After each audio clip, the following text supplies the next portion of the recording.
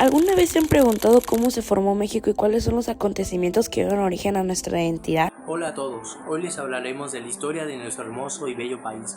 La historia de este es el resultado de un largo proceso que comenzó con las civilizaciones prehispánicas, continuó con la llegada de los españoles, la conquista, el periodo virreinal y finalmente la lucha por la independencia. Cada una de estas etapas dejó importantes huellas que siguen presentes en nuestra cultura, tradiciones y forma de vida. Acompáñenos en este recorrido por el pasado para descubrir cómo se construyó México y por qué su historia sigue siendo una parte esencial de nuestro presente y de nuestro futuro.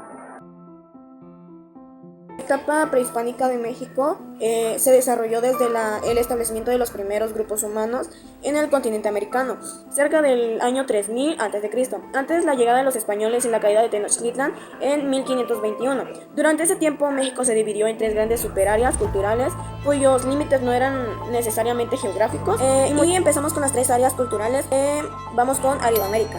Esta se caracteriza por ser una región de condiciones ambientales complicadas. Esta área está ubicada en el lado norte de nuestro país y sus habitantes eran nómadas. La siguiente es Oasisoamérica y está localizado en los estados mexicanos de Sonora y Chihuahua, en los estadounidenses de Utah, Arizona y Nuevo México. El territorio tenía suficiente humedad y sus habitantes practicaban la agricultura y el sedentarismo, pero nunca dejaron de cazar y recolectar, por lo que su alimentación era muy variada. La última es Mesoamérica. Esta es la más destacada de las tres, ya que es la que alcanzó un grado superior de civilización y de mayor extensión territorial. Este está ubicado en lo que es Centroamérica. Este territorio incluye todo tipo de climas y de tierras. Estas superáreas donde se desarrollaron las culturas más representativas de la historia prehispánica, y fue en estas áreas donde empezó a formarse el territorio que daría origen al México actual. Durante este proceso de civilización evolucionaron constantemente, logrando grandes avances y un notable crecimiento. El desarrollo histórico de Mesoamérica se clasifica en tres grandes etapas, las cuales reflejan la evolución de sus sociedades en las que son los ámbitos políticos, social y cultural. El periodo preclásico, 2500 a.C.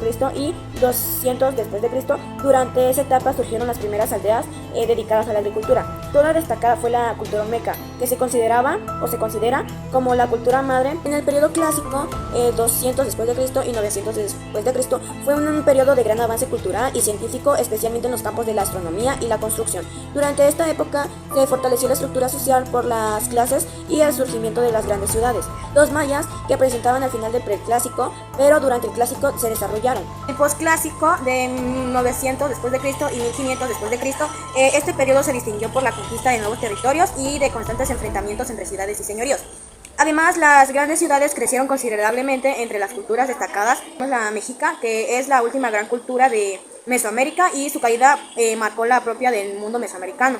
Ellos fundaron la gran ciudad de Tenochtitlan y su organización socioeconómica y política era más que compleja que las anunciadas. Las sociedades prehispánicas contaban con un sistema de gobierno basado en la religión y en el poder militar. El control político se centraba en las clases dominantes y conformadas por gobernantes, líderes religiosos y guerreros, mientras que las actividades productivas recaían principalmente en los campesinos y artesanos agrupados en distintos asentamientos. Se cree que sus sistemas estaban dirigidos por un grupo religioso y administrativo que controlaba la vida económica y política y ceremonial en esta ciudad. Estaba dividida en gobernante supremo o élite digerente y sacerdotes que ocupaban un papel fundamental dentro de la sociedad. Eran los responsables en dirigir las ceremonias religiosas y mantener las creencias. La siguiente hay consejos de nobles y administradores que están integrados por miembros de grupos privilegiados y colaboran en la administración de la ciudad. Y por último, que son los financieros locales encargados de coordinar las actividades de los distintos barrios y comunidades. La llegada de los españoles a territorio mexicano comenzó en febrero de 1519, cuando Hernán Cortés arribó a la isla de Cozumel acompañado por más de 500 hombres. Después se desplazó a la costa del Golfo de México, fundó la Villarrica de Veracruz y finalmente llegó a Tenochtitlan el 8 de noviembre de 1519. Al igual que cualquier país importante, la conquista se desarrolló en etapas y acontecimiento clave. Cortés siguió gran parte de la ruta explorada anteriormente por Hernández de Córdoba y Grijalva. Cozumel fue el primer lugar donde desembarcó en febrero de 1519. Allí encontró a Jerónimo de Aguilar. Tabasco. En marzo de 1519 ocurrió la batalla de Sectra, donde los españoles derrotaron a los mayas orientales. Como parte de los tributos recibidos se encontraba la Malinche, quien ayudó a Cortés como intérprete. Un año después, en 1518, Juan de Grijalva realizó una nueva exploración por las costas de Yucatán, Campeche, Tabasco y Veracruz. Durante su trayectoria estableció relaciones pacíficas con algunos pueblos indígenas. recibió objetos de oro y obtuvo información sobre el poderoso imperio mexica. Las alianzas indígenas. Cortés logró acuerdos con varios pueblos indígenas, enemigos de los mexicas. El encuentro con Moctezuma. Cuando los españoles llegaron a Tenochtitlán, fueron recibidos por Moctezuma II. Al principio la relación fue pacífica, pero con el paso del tiempo surgieron conflictos. La matanza del Templo Mayor. Pedro de Alvarado ordenó un ataque contra varios mexicas que participaban en una ceremonia religiosa en el Templo Mayor. La noche triste. El 30 de junio de 1520 los mexicas se levantaron con armas. Cortés y sus hombres intentaron escapar de la ciudad durante la noche, pero fueron descubiertos y atacados. Epidemia de viruela. Poco tiempo después apareció la viruela, una enfermedad traída por los europeos. La caída de Tenochtitlán. Tras reorganizar a sus tropas y reunir a sus aliados indígenas, Cortés inició el asedio de Tenochtitlán. Después de varios meses de combates, hambre y enfermedades, la ciudad fue derrotada el 13 de agosto de 1521. Fue capturado Cuauhtémoc, el último gobernante mexica, marcando el fin del imperio mexica. La caída de Tenochtitlán representó el inicio de una nueva etapa histórica. A partir de ese momento comenzó el periodo de la Nueva España. No hay que dejar pasar la resistencia indígena, ya que a pesar de la conquista, muchos pueblos indígenas resistieron al dominio español mediante enfrentamientos, rebeliones y la conservación de sus costumbres y tradiciones. Sin embargo, la llegada de los europeos también provocó una catástrofe demográfica, ya que enfermedades como la viruela, junto con las guerras y el trabajo forzado, causaron la muerte de millones de indígenas. Esto redujo drásticamente la población originaria y transformó profundamente la sociedad de la Nueva España. La época colonial se basó en cambios importantes en la estructura de las civilizaciones. Como número uno tenemos la organización política religiosa durante la colonia. Primero, el virreinato. En 1535 se creó el virreinato de la Nueva España para administrar los territorios conquistados.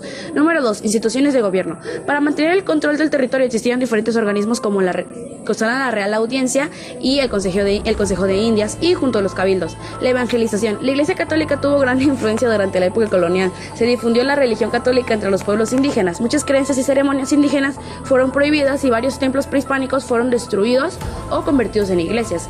La evangelización fue la herramienta importante para fortalecer el control sobre los españoles en la Nueva España y modificar la vida cultural de los pueblos originarios. La economía novohispana se basó principalmente en la minería. Fue la principal actividad económica. Seguida de esta viene lo que es la agricultura, pues decían que el oro no era la riqueza, sino la tierra fértil. Luego viene la ganadería, que tiene una alta productividad, y por último tenemos lo que es el comercio, que es la última rama económica de la Nueva España. La sociedad novohispana se caracterizaba porque estaba organizada de acuerdo con el origen étnico de sus individuos. En lo más alto estaban los españoles peninsulares, seguido de ellos los criollos, después los mestizos, consiguiente los indígenas y por último las castas y los negros. Con el tiempo, el deseo de igualdad, libertad y autonomía impulsó el surgimiento del movimiento de independencia. Algunos de los acontecimientos más importantes fueron la conspiración de Querétaro en 1810, el grito de Dolores el 16 de septiembre de 1810, la toma de Alhóndiga de Granaditas en 1810, el sentimiento de la nación en 1813, Congreso de Chilpancingo en 1813, Abrazo de Acatepán en 1821, Plan de Iguala en 1821 y por último la entrada del ejército trigarante el 27 de septiembre de 1821. Está claro que tenemos una gran herencia colonial en México. Está formada por costumbres, tradiciones, instituciones y formas de organización que surgieron durante el periodo de la Nueva España. A lo largo de esto se combinaron elementos de culturas indígenas con las tradiciones españolas, dando origen a una nueva identidad cultural. Este legado sigue presente en aspectos como el idioma, la religión, la gastronomía, la arquitectura y muchas de las costumbres que forman parte de México que hoy conocemos. 1. Sociedad y mestizaje. La sociedad, economía y la cultura novohispana son resultado de la fusión, de la mezcla de varias vertientes culturales étnicas que eran como resultado una producción sincrética.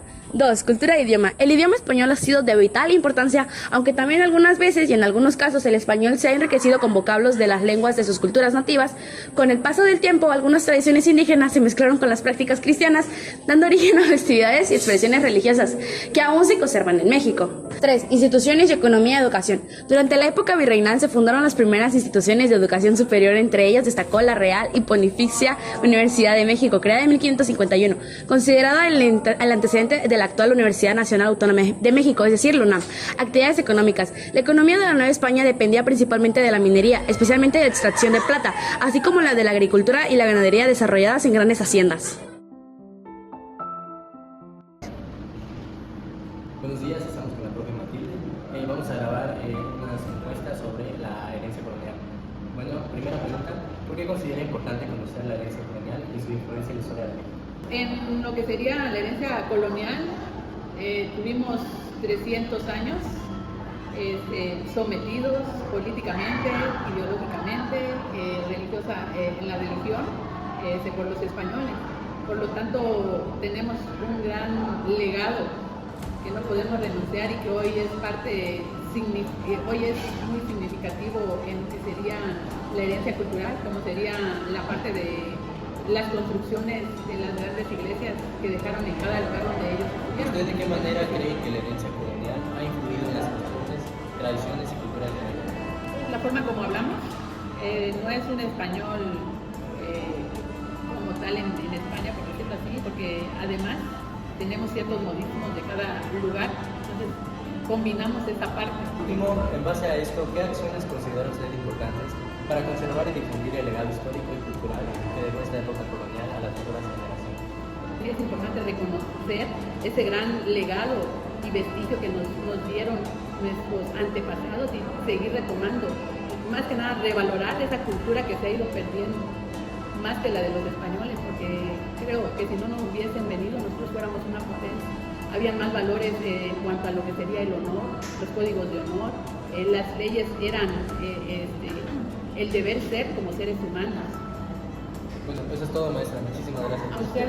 A ustedes A lo largo de este recorrido por la historia de México, hemos podido comprender que nuestra identidad es el resultado de siglos de transformaciones, encuentros culturales y acontecimientos que marcaron el desarrollo de nuestro país, desde las grandes civilizaciones prehispánicas hasta la consumación de la independencia. Cada etapa dejó un legado que sigue presente en nuestra vida cotidiana. Los pueblos originarios no solo construyeron ciudades y desarrollaron importantes conocimientos científicos, sino que también crearon una cosmovisión propia, una manera de entender el mundo, la naturaleza y la relación entre los seres humanos y los dioses. Gracias a esta visión lograron organizar sociedades complejas que dieron forma a gran parte de nuestras raíces culturales. La llegada de los españoles trajo consigo profundos cambios políticos, económicos, sociales y religiosos, aunque este proceso significó conflictos, desigualdades y la pérdida de muchos elementos de la cultura originarias, también dio lugar al mestizaje cultural que caracteriza a México en la actualidad. Más tarde, el movimiento de la independencia permitió que surgiera una nueva nación con identidad propia. Por ello, conocer nuestra historia es fundamental, ya que esto nos permite entender quiénes somos, de dónde venimos y por qué nuestra cultura es tan diversa. Ser mexicano significa formar parte de una historia construida por múltiples culturas, tradiciones y experiencias. A nuestro idioma, nuestras costumbres, nuestra gastronomía, nuestras creencias y sobre todo nuestras celebraciones son el reflejo de ese largo proceso histórico. Finalmente debemos preguntarnos si somos el resultado de siglos de historia y de la herencia de numerosos pueblos. ¿Qué estamos haciendo hoy para conservar ese legado? ¿Y qué huella dejaremos a las futuras generaciones? Conocer nuestro pasado no solo nos ayuda a comprender el presente, sino también a construir un mejor futuro.